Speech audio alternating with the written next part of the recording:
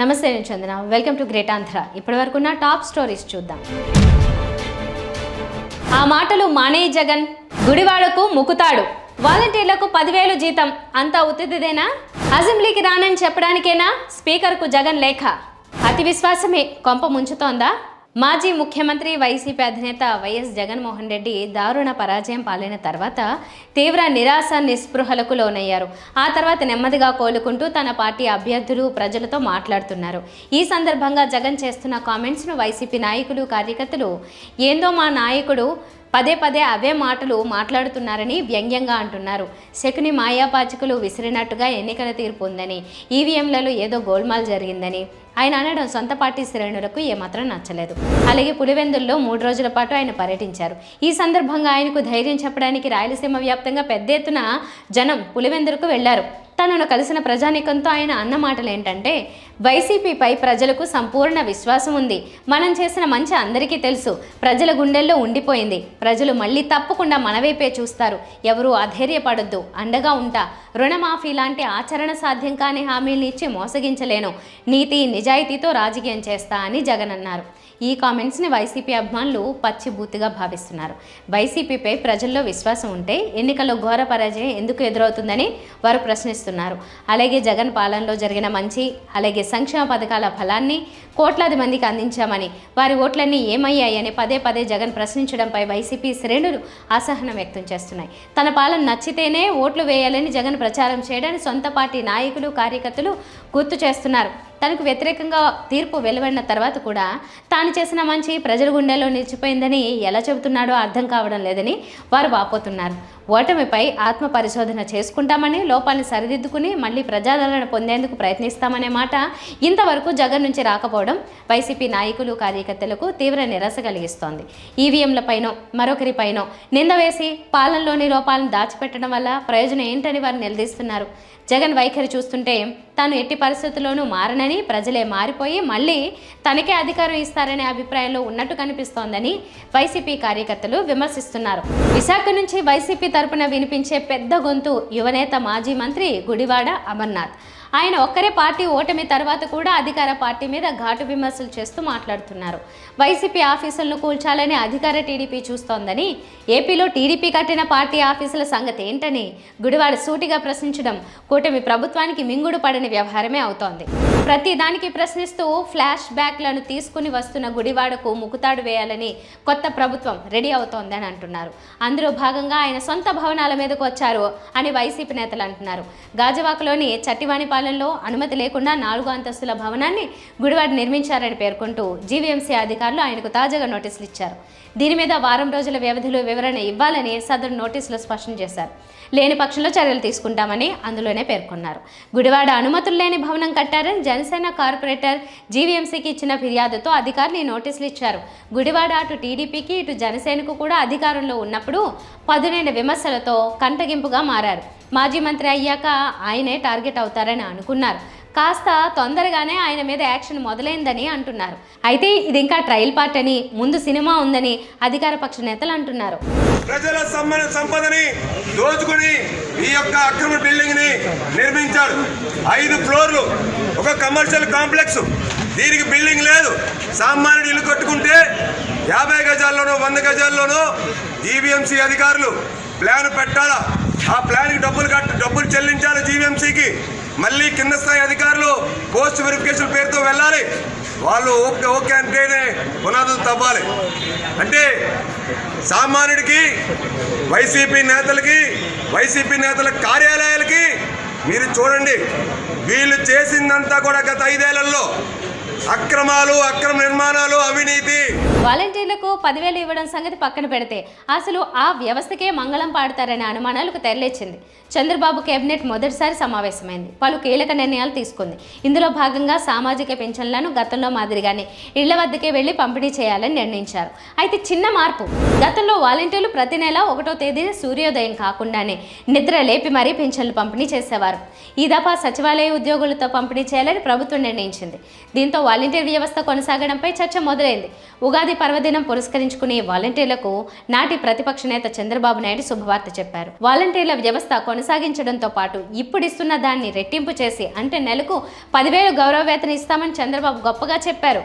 బాబు చెబితే చేస్తారని వాలంటీర్లు నమ్మారు. టీడీపీ సోషల్ మీడియా ఇదే విషయాన్ని పెద్ద ఎత్తున ప్రచారం చేసింది. కూటమి అధికారంలోకి వచ్చింది. చంద్రబాబు సర్కారు కొలువుదీరిన తర్వాత మొదటి కేబినెట్ సమావేశంలో ఎలాంటి నిర్ణయాలు తీసుకుంటారో అనే ఉత్కంఠ, వాలంటీర్ల ప్రస్తావనే లేకపోవడం గమనార్హం. ప్రభుత్వ అడుగులు చూస్తుంటే వాలంటీర్ వ్యవస్థను లేపేసేలా కనిపిస్తోందనే చర్చకు తెరలేచింది. వాలంటీర్ వ్యవస్థతో రాజకీయంగా నష్టం జరుగుతుందనే భయమే చంద్రబాబు సర్కార్ వెనకడుగు వేసేందుకు దారితీసేలా ఉంది. జగన్ ప్రభుత్వం ప్రతిదీ వాలంటీర్లకు అప్పగించి కేడర్ను విస్మరించిందనే విమర్శ బలంగా వినిపిస్తోంది. వైసీపీ అనుభవాన్ని గుణపాఠంగా తీసుకుని వాలంటీర్ వ్యవస్థపై వేటు వేసే అవకాశం ఉందని అంటున్నారు. చంద్రబాబు సీఎం అయితే తమకు 10,000 వస్తుందని చాలామంది వాలంటీర్లు కొండంత ఆశ పెట్టుకున్నారు. 10,000 జీతం అంతా ఉత్తిదేనా అని వాలంటీర్లు నసుగుతున్నారు. మరి ఎన్డీఏ మేమందరం 3 పార్టీల కూటమి హామీ ఇస్తున్నాం. మీ ఉద్యోగాలు తీసేయం, వాలంటీర్ వ్యవస్థ కొనసాగిస్తామని మరొక్కసారి మీ అందరికీ హామీ ఇస్తున్నా. ఉగాది రోజున, పండుగ రోజున తీపి కబురు మీకు అందరికీ ఇస్తాం. 5,000 కాదు, మీకు రాబోయే రోజుల్లో 10,000 రూపాయలు పారితోషికం ఇచ్చే బాధ్యత మాది. అది బిగినింగ్.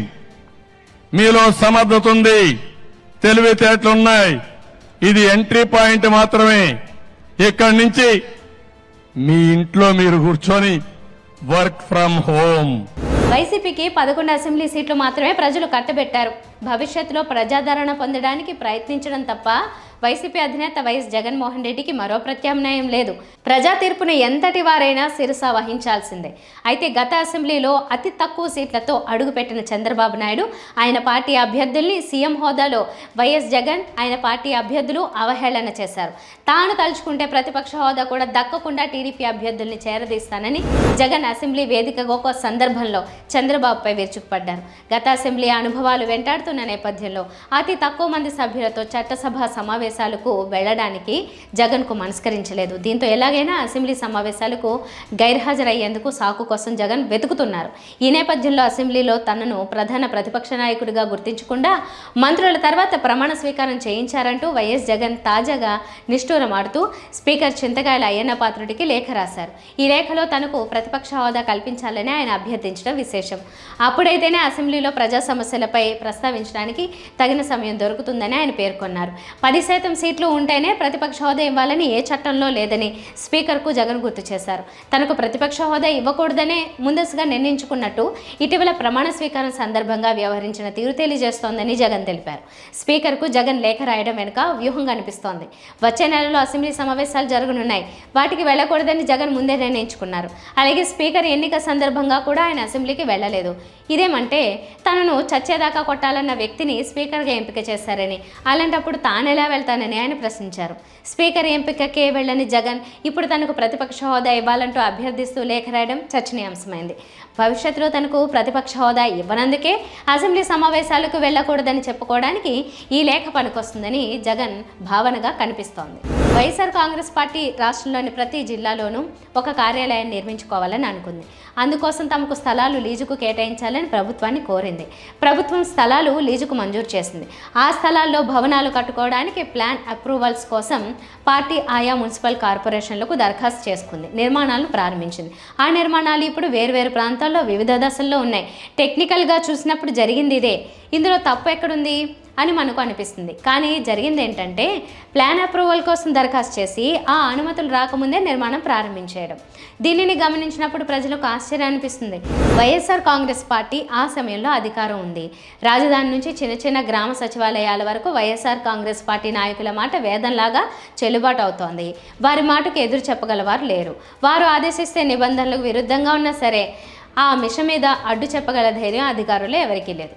చెప్పింది చేసుకుంటూ పోవడమే తమ బాధ్యత అన్నట్టుగా అధికార వర్గాలు 5 ఏళ్లు పనిచేస్తాయని అనేక విమర్శలు వచ్చాయి. అధికారంలో ఏ పార్టీ ఉన్నప్పటికీ అలాగే జరుగుతుంది. ఆ పోకడలో అటు పార్టీలను కానీ ఇటు అధికారులను కానీ తప్పుబట్టి ప్రయోజనం లేదు.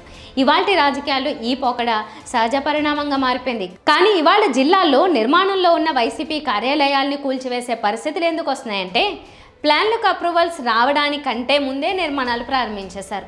వారు తలుచుకుంటే అప్రూవల్ తీసుకోవడం చిటికలో పని అయి ఉండేదేమో, కానీ మనల్ని అడిగేది ఎవరు అనే అహంకారం వల్ల వారు అప్రూవల్స్ గురించి పట్టించుకోలేదు. తమంతట తాము నిర్మాణాలు చేసుకుంటూ పోయారు. ఆ అతి విశ్వాసమే ఇవాళ దెబ్బ కొట్టింది. అనుమతులు లేవు అనే సాకు చూపించి కార్యాలయాల భవనాలను తెలుగుదేశం ప్రభుత్వం కూల్చివేస్తోంది. కూల్చివేయడానికి నోటీసులు ఇస్తోంది. వైసీపీ నాయకులు తాము అధికారంలో ఉండగానే కొద్దిగా జాగ్రత్త పడి ప్లాన్ల అనుమతులకు దరఖాస్తులు చేసిన వెంటనే అనుమతులు తీసేసుకుని ఉంటే ఇప్పుడు ఈ సమస్య తలెత్తేదే కాదనే అభిప్రాయాలు పార్టీ వర్గాల్లో వినిపిస్తున్నాయి. ఇవి వాళ్ళ టాప్ స్టోరీస్. మరిన్ని అప్డేట్స్తో కలుద్దాం. నమస్తే.